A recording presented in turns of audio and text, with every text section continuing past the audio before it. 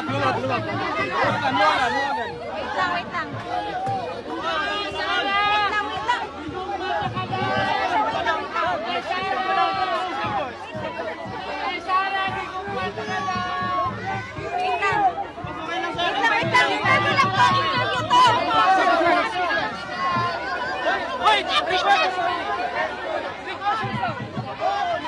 Wait, chill. 3 questions only.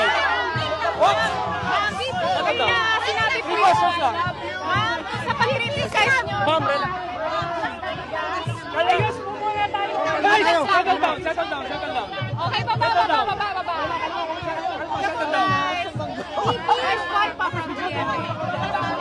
Guys, yung sa pag-criticize nyo sa 20 pesos na bigas, sabi raw po ng Malacanang, huwag pairali ng crab mentality.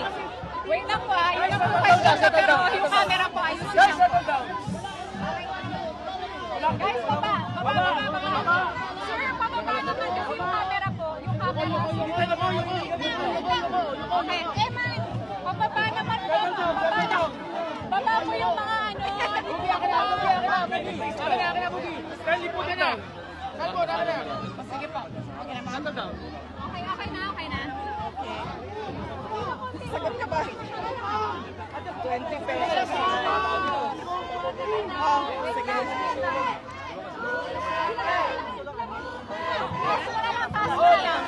Okay. Alam mo, hindi yan, nagsasabi lang ako ng totoo, no, sa 20 pesos per kilo na bigas. Dahil that is a campaign promise and it's a little too late. Too late siya. At magtataka ka kung meron tayong 20 pesos per kilo na bigas, bakit sa Visayas lang ito i-implement? Nakikita natin mahina yung mga senador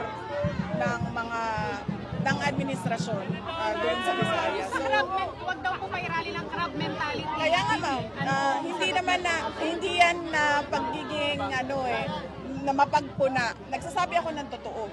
It's a campaign promise, yung 20 pesos per kilo na rice. And ngayon lang in-implement na panahon ng eleksyon.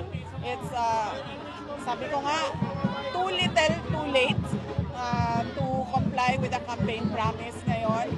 At para lang din sa isa pang darating na eleksyon kung sa lugar sa Visayas kung saan mahina ang numero ng mga kandidato ni BBM.